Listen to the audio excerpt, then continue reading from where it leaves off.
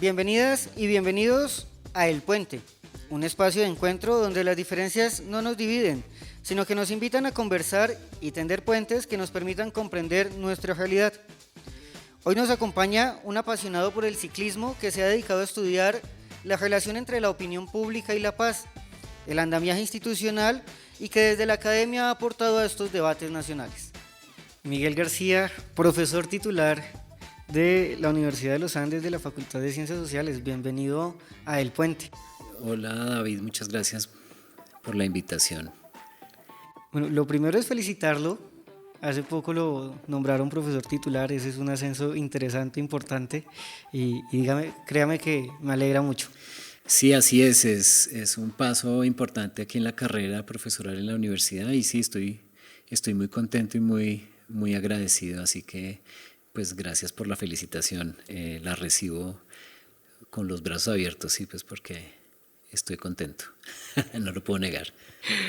Bueno, para empezar y un poco para contarle a los oyentes, pues, ¿quién es Miguel García? Bien, bueno, Miguel, no sé si alguna vez me han hecho esa pregunta. Miguel García Sánchez es un bogotano hoy de 51 años que lleva las últimas 3 décadas dedicado a la ciencia política, o un poco más de las últimas 3 décadas, porque pues si contamos desde cuando arranqué a estudiar ciencia política en el año 92, pues creo que ya pasan las 3 décadas, que le interesa hoy en día el comportamiento electoral o el comportamiento político, la opinión pública, pero también la articulación de esos temas con asuntos de paz y conflicto armado, que es aficionado al ciclismo desde hace unos años, aunque montar en bicicleta me ha gustado toda la vida desde que era niño, pero pues últimamente he sido un poco más juicioso con el tema del ciclismo, que tiene 2 hijos y está casado este año, hace 25 años,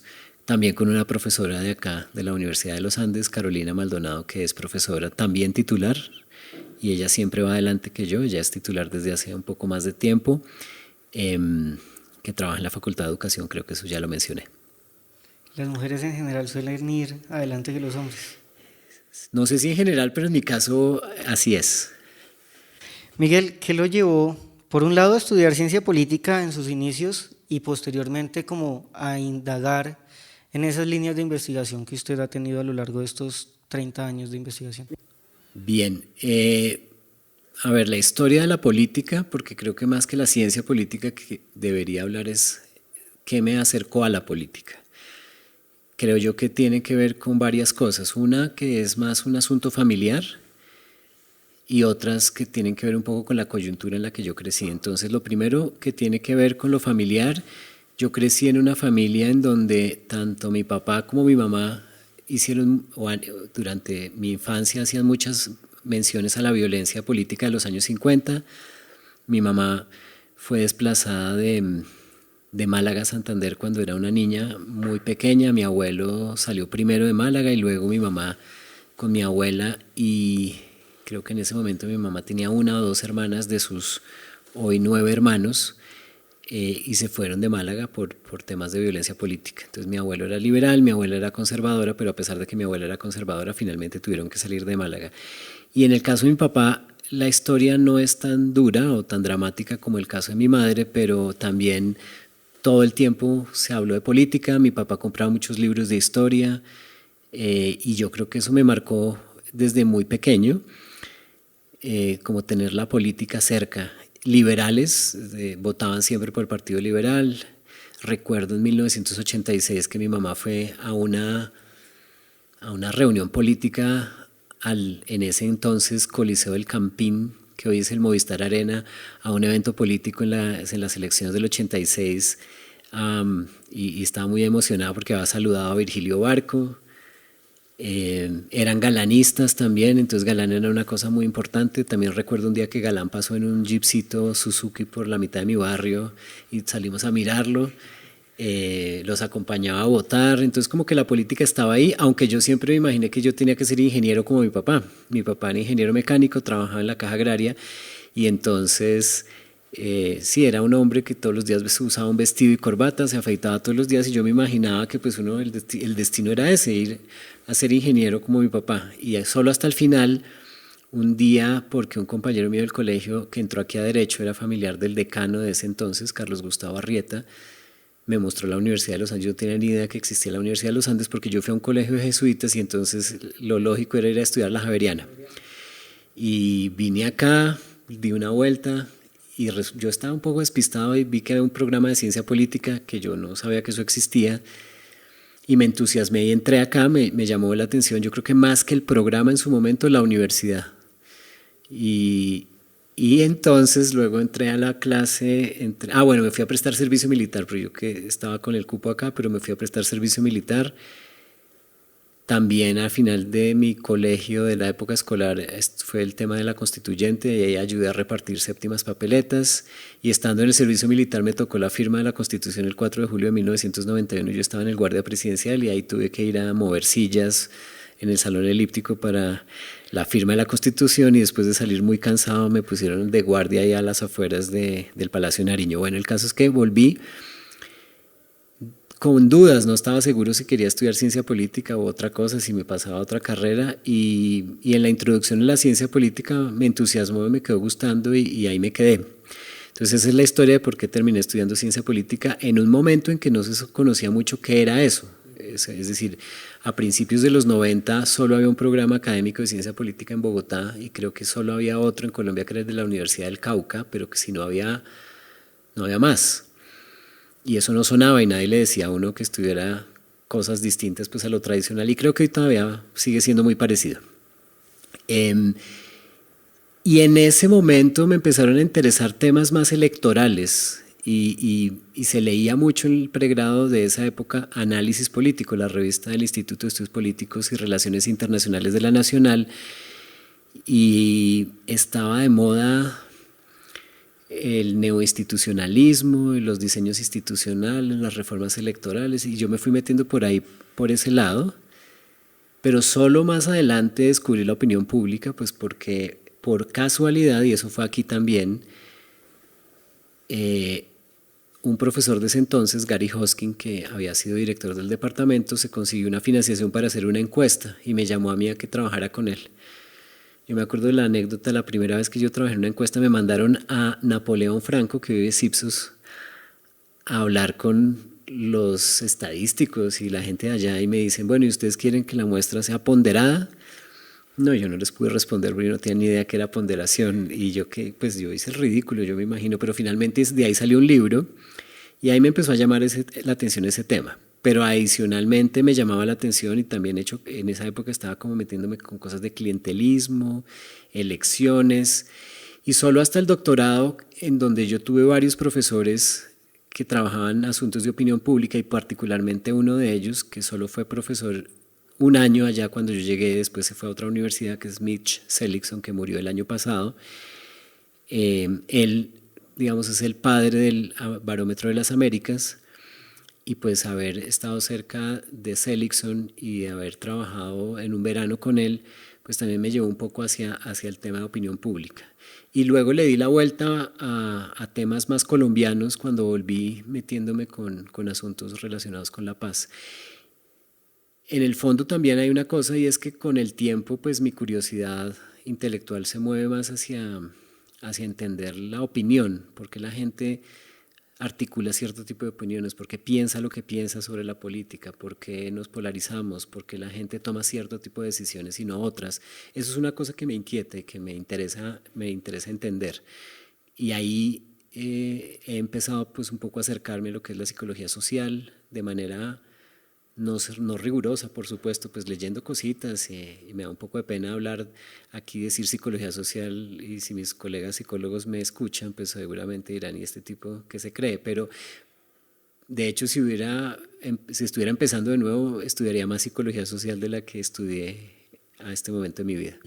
Vea pues, un poco cuando uno mira sus publicaciones y su trayectoria académica ve que hay tres, cuatro temas grandes, tal vez el tema de participación ciudadana, el tema de seguridad o el tema más bien de participación en medio de conflictos. el tema de opinión pública, por supuesto, y un tema de diseño institucional, si se quiere, y temas de partidos y política electoral. ¿Cómo ha sido también ser pues codirector del Observatorio de la Democracia y eso también de qué manera influye en su agenda de investigación? Pues yo creo que eso está ahí muy determinante, es decir, bueno, lo primero es importante aquí hacer también una mención y un reconocimiento. Mi colega y amigo Juan Carlos Rodríguez, él en el año 2004 hizo el primer estudio de opinión pública de la mano del Barómetro de las Américas. En ese momento no se llamaba el Barómetro de las Américas y todo el mundo de hecho todavía piensa en eso como la POP, ¿no? Entonces el estudio de la POP y tal. Él se había devuelto del doctorado, estábamos haciendo el mismo programa del doctorado, él volvió a Colombia para escribir su tesis acá y él arrancó con eso y luego en el 2011 me convidó a ser parte de eso cuando yo ya había vuelto. Entonces pues es gracias un poco a Juan Carlos que termino codirigiendo el Observatorio de la Democracia y eso es realmente una oportunidad, pues porque es tener la oportunidad de conseguir información año a año para hacer lo que uno quiera en el sentido, digamos, académico, ¿no? Entonces, pues era una oportunidad. Entonces, eso sí ha sido determinante. Luego, con Juan Carlos, en el año 2016, entre el 16 y el 21, nos dieron una financiación importante de la, no sé si decir difunta USAID, o en cuidados intensivos. Y entonces tuvimos una financiación muy importante que coincidió con la época de la negociación de paz con las FARC,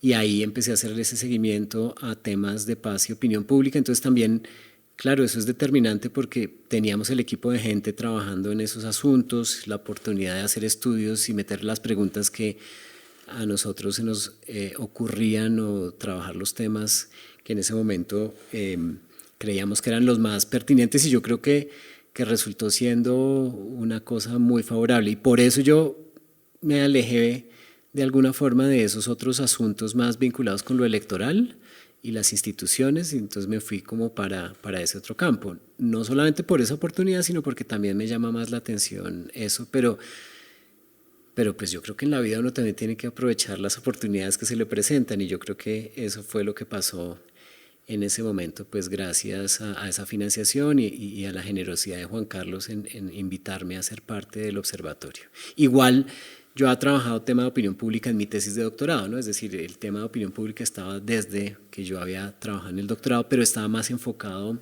a otra cosa. Ahora que su merced menciona puntualmente el tema de paz y opinión pública, creo que pues, el producto más reciente o su hijo más reciente es un libro que sale en coedición con El Rosario y con Sandra Botero del Rosario. Pues no sé si hablamos un poquito de eso y empezamos contándonos qué es opinión pública.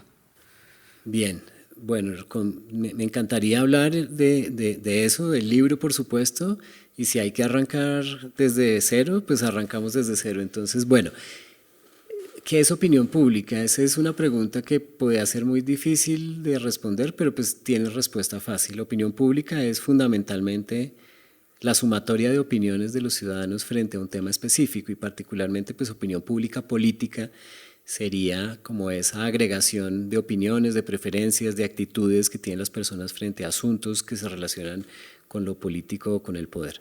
Esa sería la definición más sencilla y con la que yo generalmente trabajo. Es decir, uno puede armar toda una discusión frente a opinión pública que es mucho más compleja, pero así la definiría para efectos, digamos, de que se entienda de manera sencilla.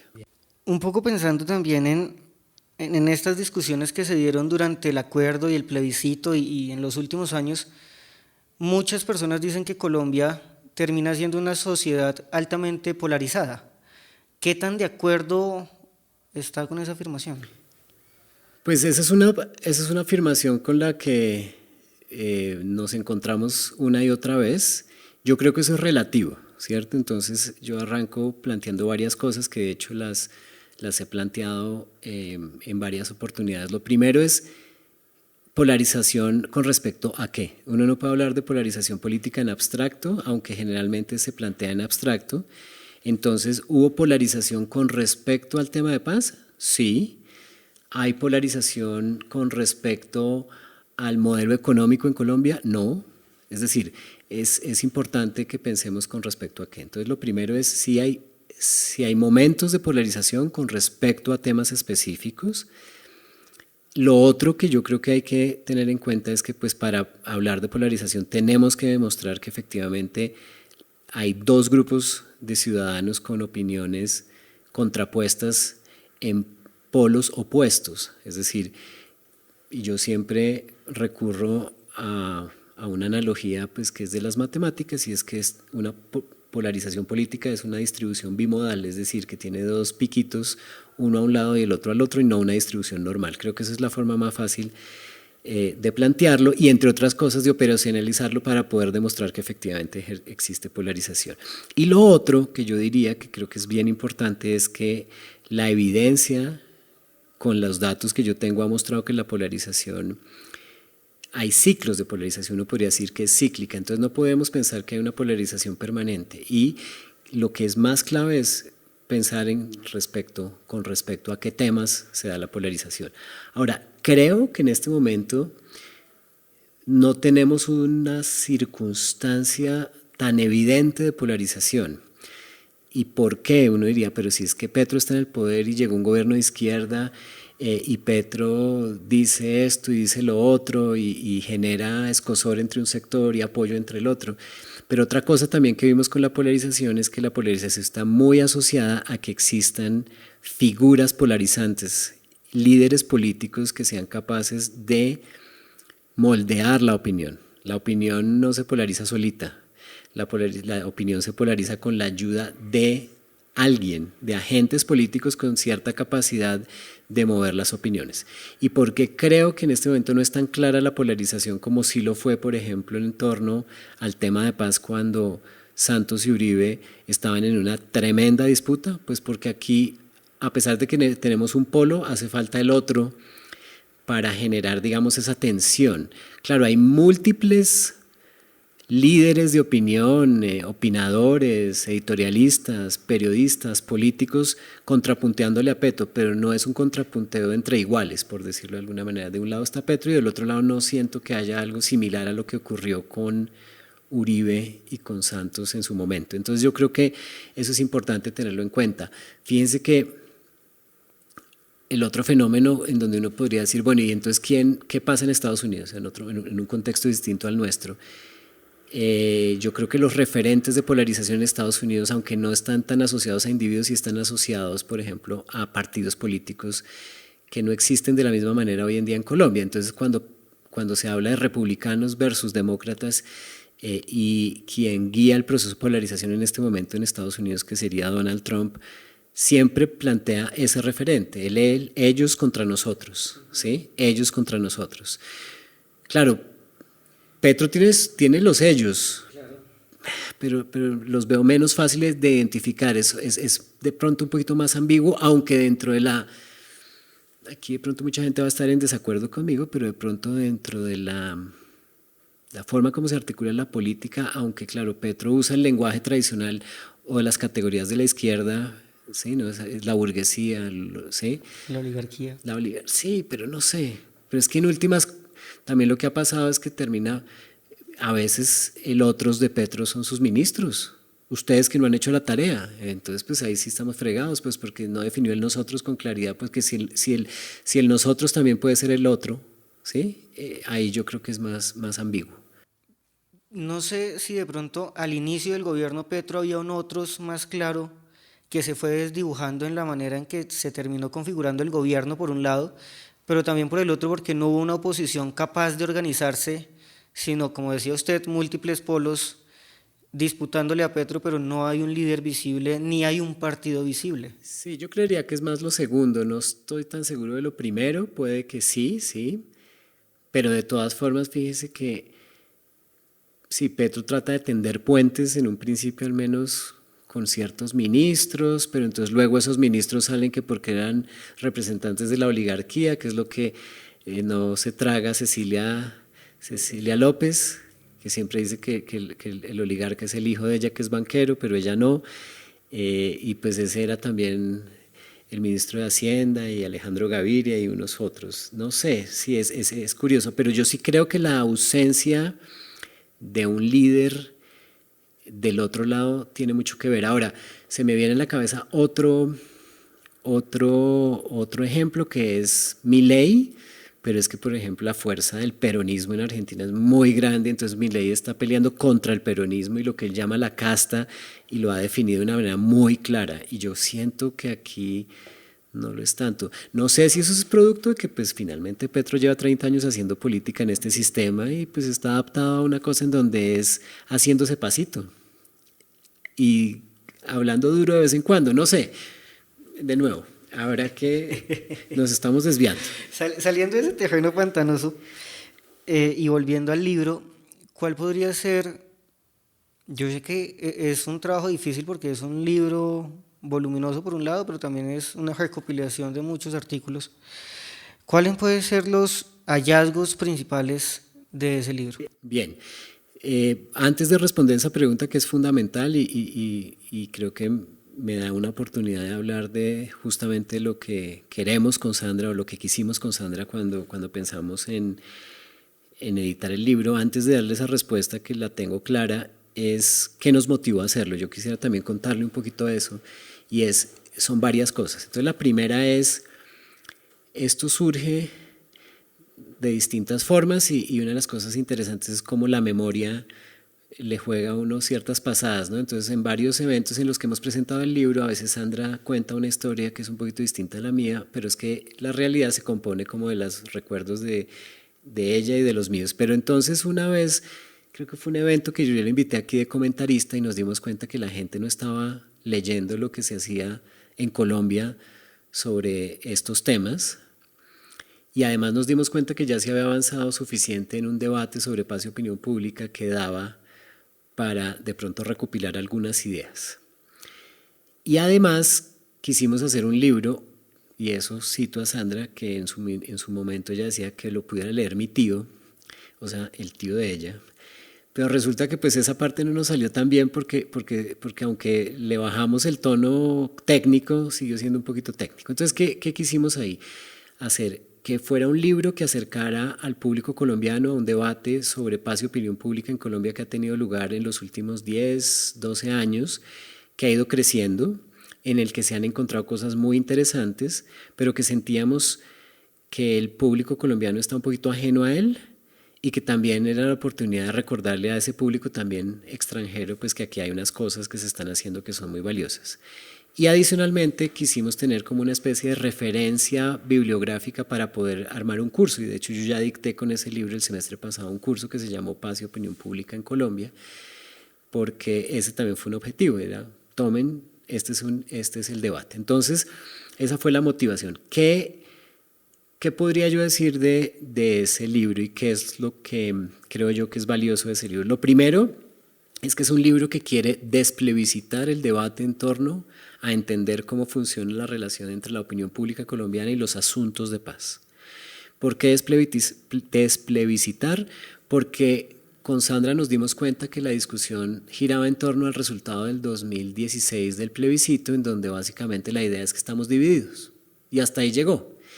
Pues resulta que la cosa es mucho más compleja y al proponer una desplebiscitación de los asuntos de paz, lo que queremos plantear es lo siguiente, y aquí ya llego a los resultados. Lo primero es que los asuntos de paz no se pueden resumir, como lo dije antes, en el resultado o en la opinión de los colombianos frente al plebiscito. Los temas de paz son multidimensionales y cambiantes. Y por multidimensionales y cambiantes, ¿qué quiero decir o qué queremos mostrar en el libro? Pues, aquí hay que hablar en plural porque no somos ella y yo, sino un montón de autores que pues esta es una compilación de trabajos de distintas personas. Uno es que como hay distintas dimensiones en el acuerdo que se firmó en ese año, pues la gente cuando uno le pregunta sobre distintos temas tiene distintas opiniones. Entonces al desplebiscitar empezamos a ver cosas como la siguiente, que los colombianos tienen opiniones muy estables y muy poco favorables a cualquier concesión que tenga que ver con darle algo a los excombatientes de las FARC. llámese participación política o justicia transicional, o con, digamos, beneficios en términos de justicia. No obstante, en otras dimensiones del acuerdo que son igualmente importantes, como por ejemplo PEDET, sustitución de cultivos y curules de paz, entre otros, las opiniones no son tan negativas. Entonces ahí encontramos justamente que al desglosar por dimensiones del acuerdo, las opiniones de los colombianos ni se resumen en el resultado del plebiscito, ni son unidimensionales. Y cuando las vemos en distintas dimensiones, vemos que hay asuntos en los que estamos muy a favor y otros en los que estamos consistentemente en contra.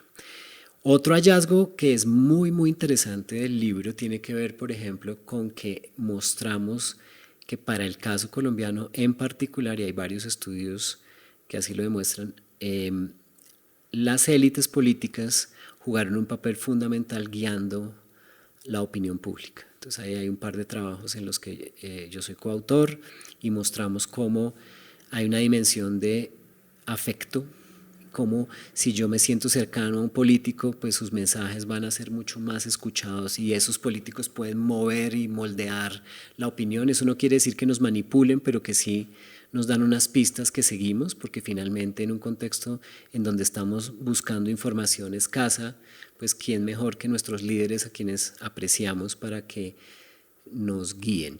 Y la palabra apreciamos y líder suena raro ponerlas juntas, pero sí, la gente tiene una cercanía afectiva, por ejemplo, con una persona como Uribe, y Uribe fue capaz de moldear la opinión.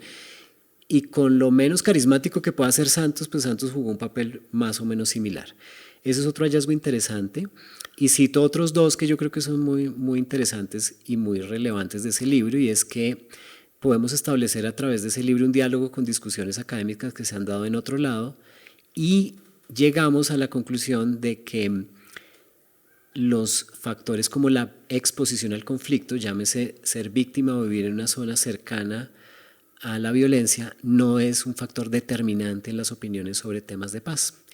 Y ahí aparece un gran interrogante, y es: ¿y eso por qué es así?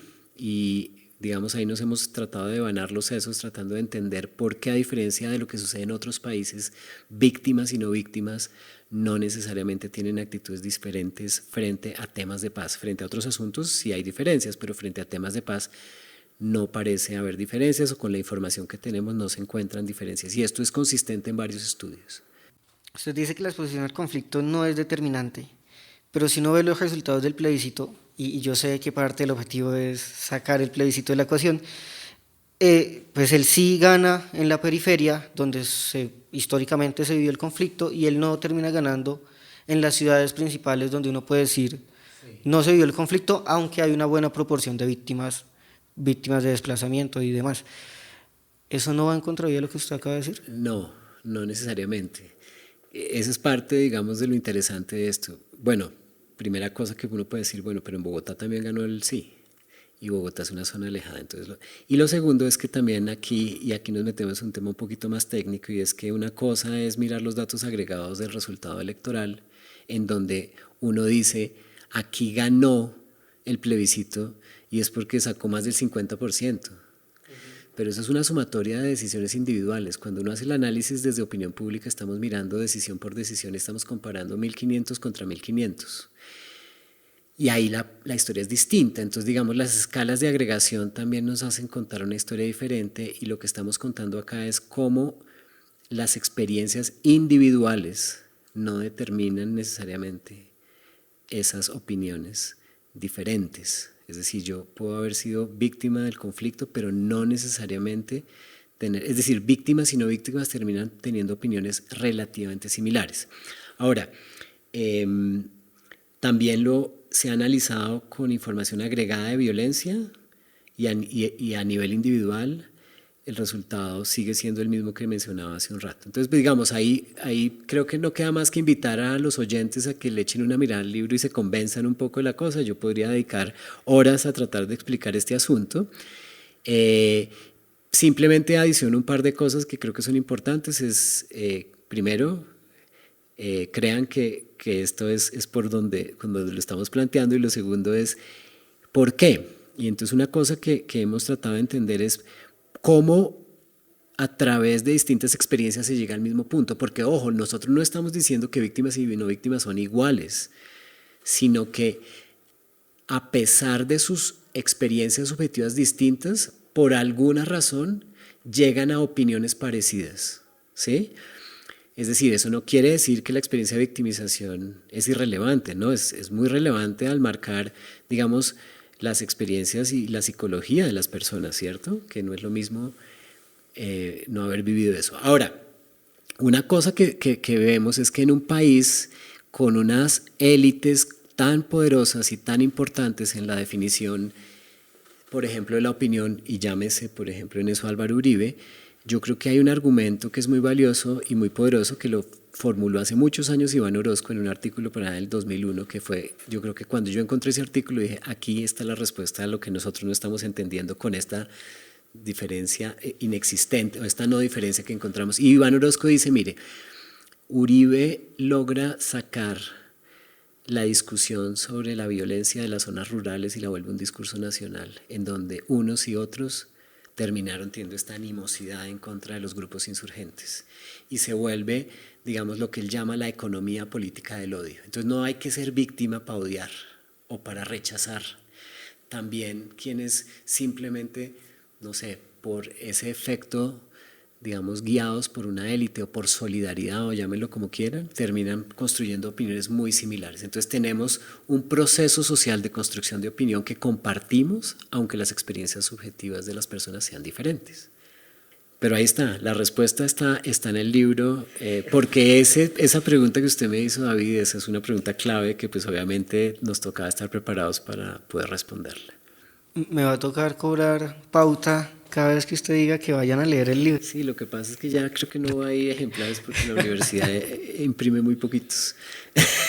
Miguel, a mí me gustaría un poquito profundizar cuál fue ese papel, cuál fue ese rol, determinante o no, de los medios de comunicación, de las élites y también cómo entró a jugar las redes sociales en esa ecuación. Bien, arranco por las élites, que es lo que tengo como más fresco en la memoria en este momento y voy a explorar luego los otros aspectos que están de alguna forma relacionados, es decir, uno no puede pensar en el efecto que tuvieron las élites sin pensar pues obviamente que sus mensajes circulaban a través de los medios de comunicación, por tanto los medios tienen un efecto en la medida en que ponen en circulación las ideas, los discursos, las palabras de ciertos agentes que tienen un papel importante en generar una influencia sobre la opinión pública.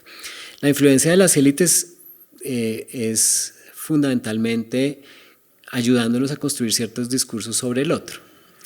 Hay un artículo en ese libro de Juan Albarracín y Laura Gamboa que es muy interesante y ellos muestran cómo durante los 90 se construye, digamos, una representación, por ejemplo, de la insurgencia y los paramilitares que es muy distinta la forma como se construye la representación social del paramilitar versus el insurgente, donde uno es como una especie de agente codicioso y el otro está forzado a defender la propiedad y fue llevado a la guerra porque le tocó. Y eso genera, digamos, distintas representaciones sobre quién merece los beneficios del acuerdo de paz, en donde los guerrilleros merecen menos que los paramilitares, según lo que ellos encuentran en ese artículo. Entonces ahí las élites ayudan a configurar justamente esas representaciones del otro.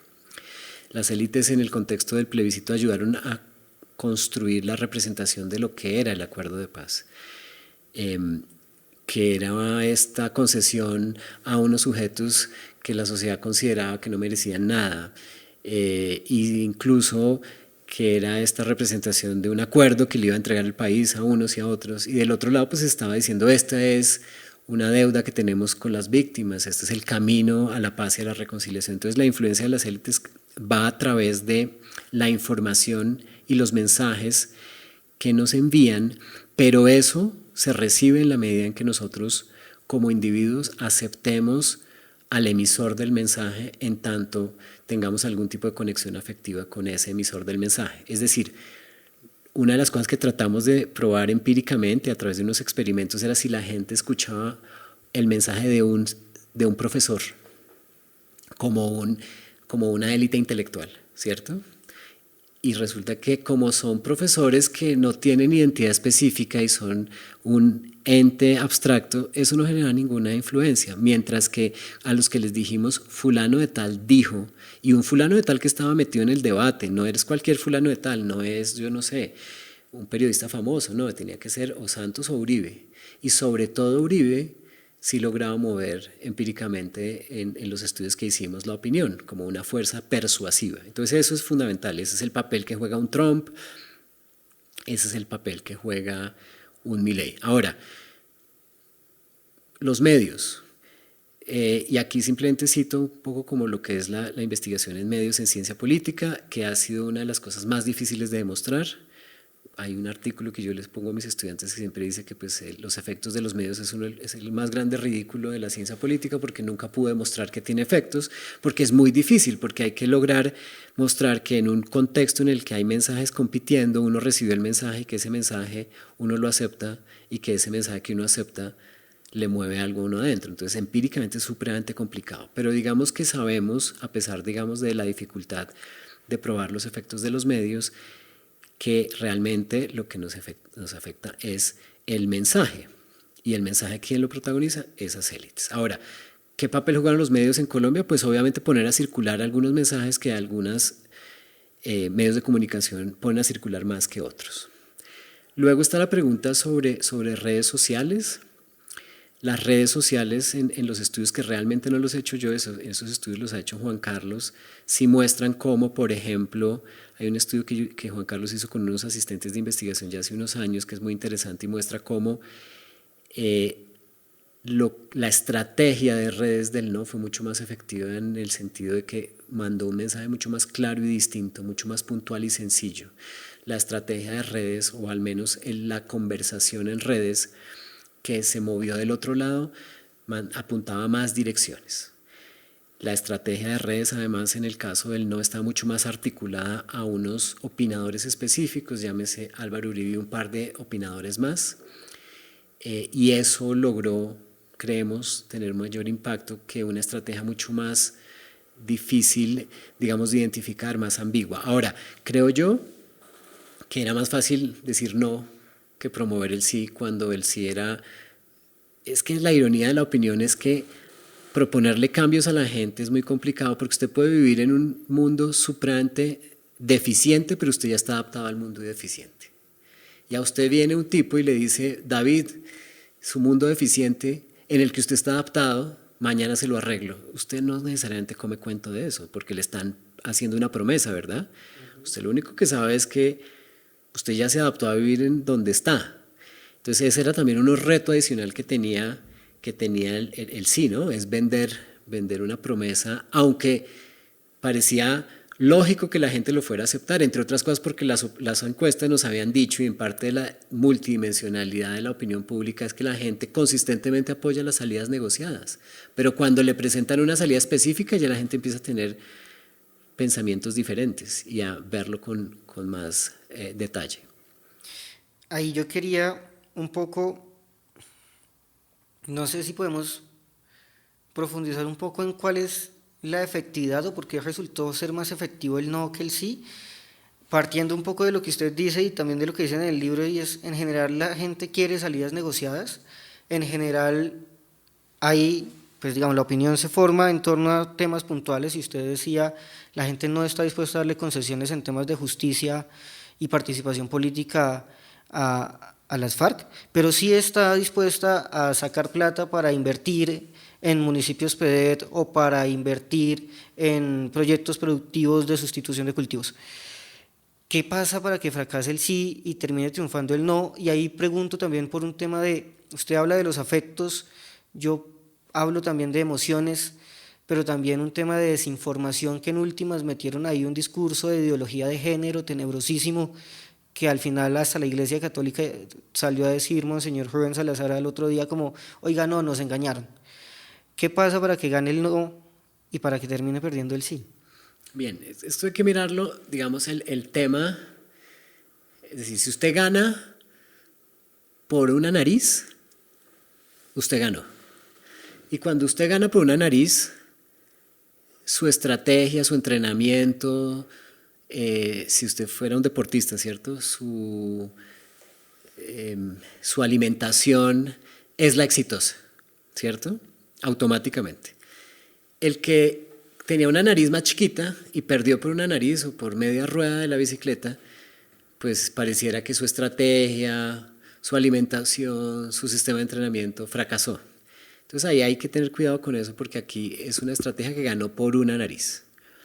Y hay de hecho un debate académico que dice, bueno, ¿qué factores favorecieron que ganara por una nariz? Entonces, pues decir la estrategia fue significativamente superior es complejo y es difícil porque es que estamos premiando la estrategia por el resultado. Y ustedes dirán, pues obvio, pero es que el resultado fue muy, muy cercano, ¿no? No estamos hablando de una estrategia que ganó 70-30.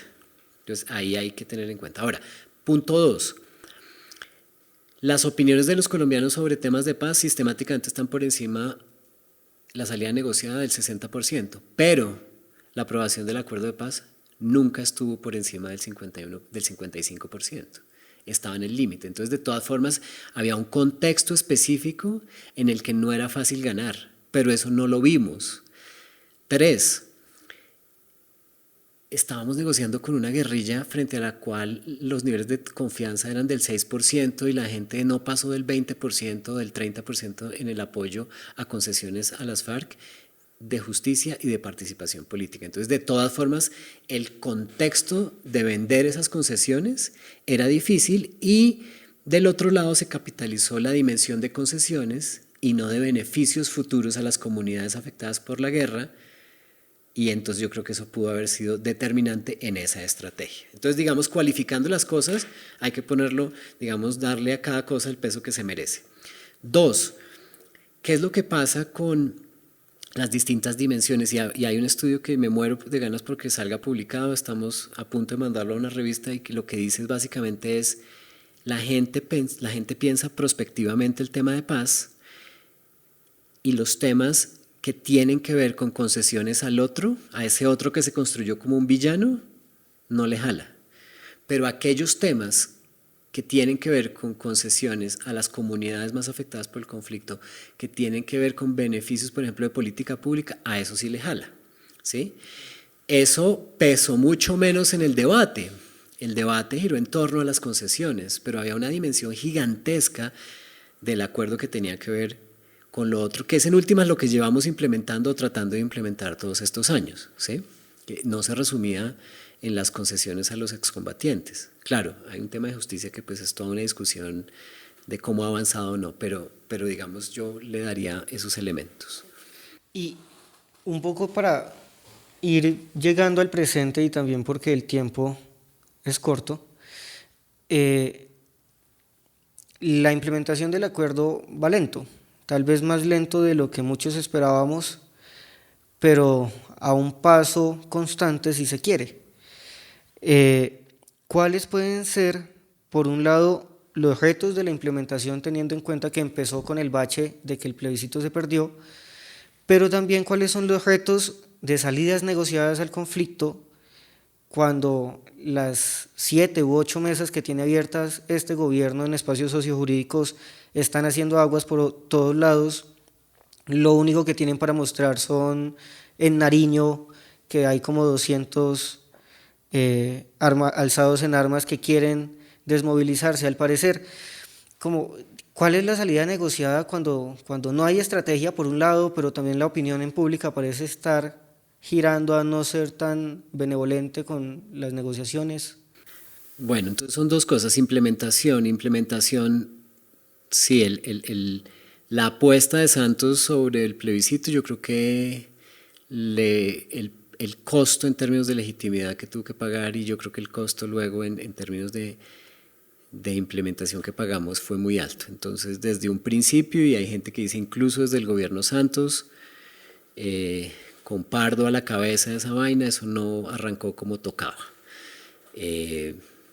Alguien alguna vez me dijo, y no puedo revelar la fuente, y es rápidamente los políticos quitaron la plata para implementación, el gobierno había dicho, vea, resérveme tanta plata, y por ahí un ministro dice, Sí, rápidamente volvió a hacer política como siempre y la plata que se necesitaba desde muy temprano se empezó a ver corta, entonces arrancamos rezagados. El plebiscito tuvo una parte 2 que fue la elección del 2018 y ahí volvió a perder, digamos, la coalición pro paz y eso golpeó muy muy fuertemente la implementación porque no cabe ninguna duda que el gobierno del expresidente Duque no le interesaba ese asunto, luego se le vino la pandemia encima. Y luego viene este gobierno que tampoco ha sido muy, muy bueno en implementar. Yo ahí creo, y en esto sí lo digo y me arriesgo totalmente, yo creo que, yo no sé si es que Petro siente que no lo invitaron, pero yo no siento que sienta esto como propio. Él está tratando de armar su propio show y como no lo habían invitado al otro o no era protagonista en el otro, pues no lo veo como una gran prioridad, aunque pues se siguen algunos avances. Uno no puede decir que esto no está pasando nada, están pasando cosas, pero creo que a un ritmo que es desafortunado. Entonces, eso sobre implementación. Se arrancó mal, se siguió peor y esto no ha mejorado. Pero sí ha habido avances, hay que ver los informes del Instituto Kroc, hay áreas en las que hay avances importantes, hay otras en las que hay rezagos muy grandes. Y otra cosa es que a la opinión se le olvida que esto estaba a 15 años. Vamos apenas para el año 10. Vamos rezagados frente al año 10, pero pues de todas formas esto se pensó a largo plazo, pero la opinión no es largoplacista. Paz. Aquí es un tema bien complicado y no lo conozco tan bien, pero sí podría decir algunas cosas. Uno, creo que el gobierno acierta o acertó, tiene una intuición correcta en el sentido de que el modelo de negociación con las FARC no se puede extrapolar idéntico a otros actores armados, eso digamos está bien, eso se concede, pero tampoco quiere decir que no aprendamos de las lecciones del pasado. Y me da la impresión de que un modelo de negociación sustentado en ceses al fuego está condenado a fracasar. Y adicionalmente es un modelo de negociación maximalista y fragmentado, sin una articulación central que uno diga esto va para algún lado. Ojo, hay distintos retos de seguridad hoy en día que no son las grandes guerrillas de hace 20, 15 años, o sea, son grupos mucho más pequeños, más fragmentados, con control territorial específico de ciertas zonas, es otra historia. Pero siento que efectivamente hay una débil planeación y una débil planeación desde un punto de vista estratégico como para que esto tenga una coherencia, a pesar de que la lógica de entender los contextos específicos de cada actor tiene sentido. Y lo otro es que eso ya está inventado y hay gente que no le gusta oír lo siguiente, es que no hay política de paz sin política de seguridad. Y si uno cree que esas dos cosas no van de la mano, pues yo creo que está equivocado. Ahora, lo que pasa es que aquí se cree que política de seguridad significa violación de derechos humanos como en otros gobiernos. Y yo creo que hay que tener en cuenta que eso no necesariamente tiene que ser así, pero las dos cosas tienen que ir articuladas. Y ahí sí creo yo que se están dejando coger ventaja grande. Bueno, y dejo ahí pues porque de hecho un proyecto que tengo ahorita es hacerle seguimiento a Paz Total desde el punto de vista de opinión pública.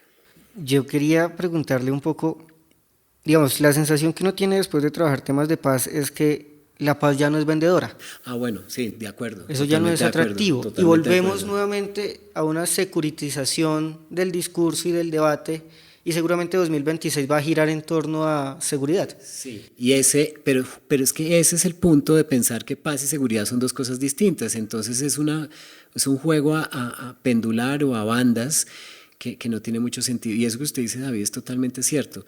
La paz, yo creo que la paz no eligió a Petro. Petro, sí, de pronto hasta Duque, porque era la espinita que se querían sacar quienes habían ganado el plebiscito y sintieron que se les habían hecho conejos, ¿cierto? Y se sacaron esa espina ahí. Pero sí, la paz en este momento no es el tema de discusión, hay otros temas de discusión, pero la paz sigue siendo un asunto central de la política colombiana, pero no necesariamente de la opinión pública.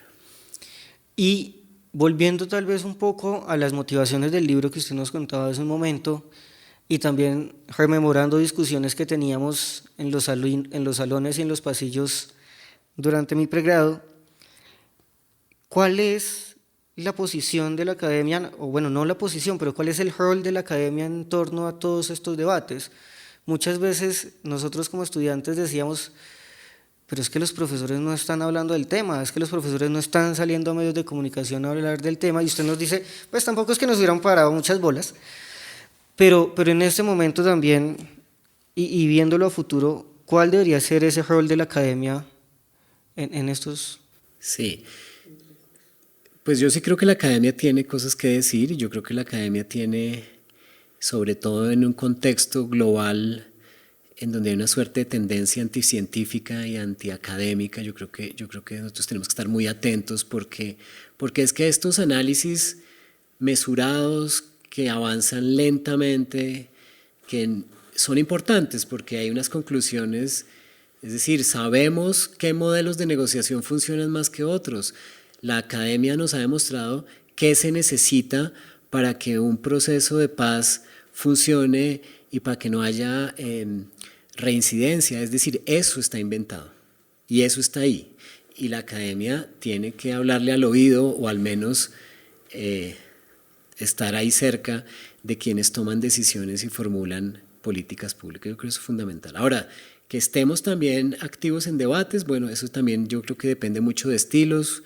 Algunos estamos en esto pues porque no queremos ser ni influencers ni actores de televisión sí, o divas de radio, cosas de ese estilo, no sé, como una candidata presidencial periodista que tenemos aquí en el debate o como un ex rector de la propia Universidad de los Andes, pues que son, digamos, personas que tienen otro rol en la academia. Entonces eso también yo creo que está en estilos, pero la academia sí tiene un papel importante en responder preguntas, ¿sí? Y yo sí creo que esto que estamos conversando justamente es ese trabajo, ¿no? Es decir, mire, tiene razón en hacer esto, pero pues se equivoca en esto otro, y uno no puede pensar que cada negociación o que cada política pública hay que inventársela de cero, porque pues es que ha habido gente que ha demostrado que funciona y que no funciona. Ahora, claro, hay principios político-ideológicos, hay cosas que uno no estaría dispuesto a hacer desde cierto punto de vista, ¿sí? ¿No? El famoso debate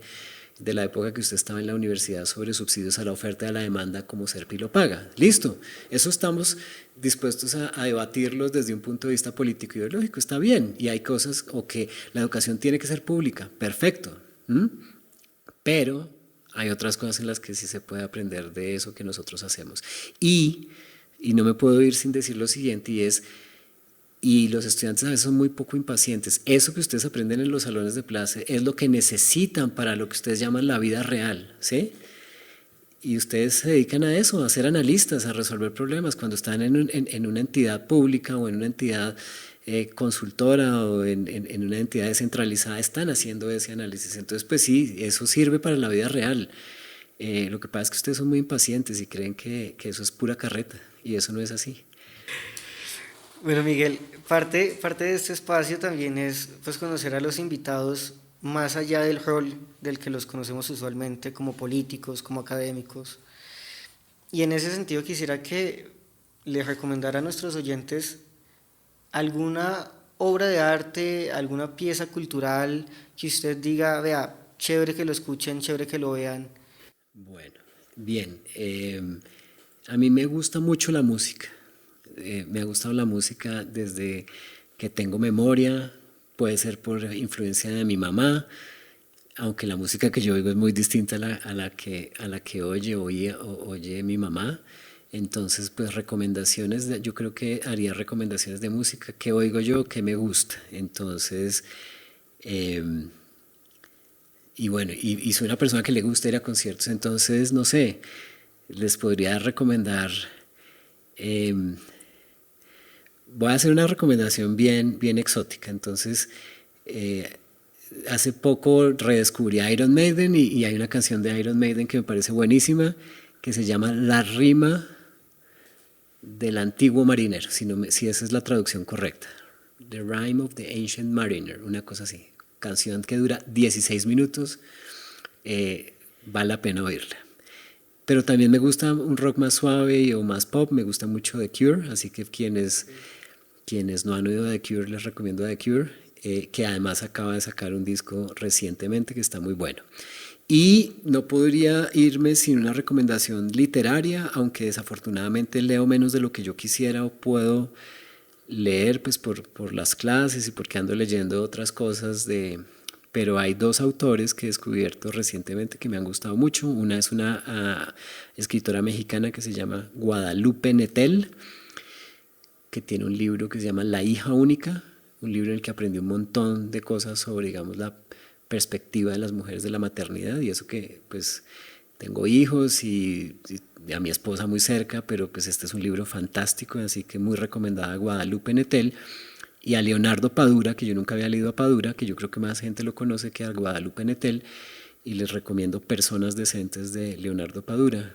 Me ha parecido muy interesante, y para quienes leemos la literatura en clave política, que es una cosa que yo hago mucho, y de hecho en mis clases he llevado algunas cosas de literatura, Personas Decentes me gusta mucho porque Padura es un escritor que siempre ha vivido en Cuba, pero que le da mucho palo y muy bien dado al régimen cubano en sus novelas. Es una crítica desde adentro muy interesante, no una crítica ideológica como la de los cubanos del sur de la Florida, pero es una crítica, digamos, como a lo que no le salió bien a ese proyecto y qué es vivir en él desde su personaje de Mario Conde, que es el detective, que además es novelas policíacas muy interesante, muy chévere. Así que Guadalupe Nettel y Leonardo Padura. Bueno, quedaron anotadas y seguramente van a estar próximamente en mi biblioteca. Usted sabe que soy un apasionado por comprar libros y consumir libros y llenarme de literatura. Miguel, agradecerle por este espacio. Créame que como siempre es un gusto conversar con usted. Es de las cosas tal vez que más disfrutaba en el pregrado, porque yo siento que uno aprende más en los pasillos y en las conversaciones con los compañeros y con los profesores que propiamente en la clase magistral. Entonces, gracias por aceptar la invitación a este podcast y espero que nos sigamos escuchando próximamente. No, con mucho gusto, David, muchas gracias por la invitación, y no, estoy de acuerdo, yo creo que esa es la magia de la universidad y de los sitios como este en donde están circulando ideas más allá, obviamente, de los salones de clase, a través de las recomendaciones, de lo que uno hace, de las discusiones dentro de los salones, por supuesto, pero también por fuera de ellos. Muchas gracias. Esto es El Puente y yo soy David Castiblanco. Recuerda que nos encuentras en Spotify, Apple Podcast y YouTube. Nos escuchamos en el próximo episodio. Producción general, Daniel Cardoso. Producción de audio, Leonardo Hernández.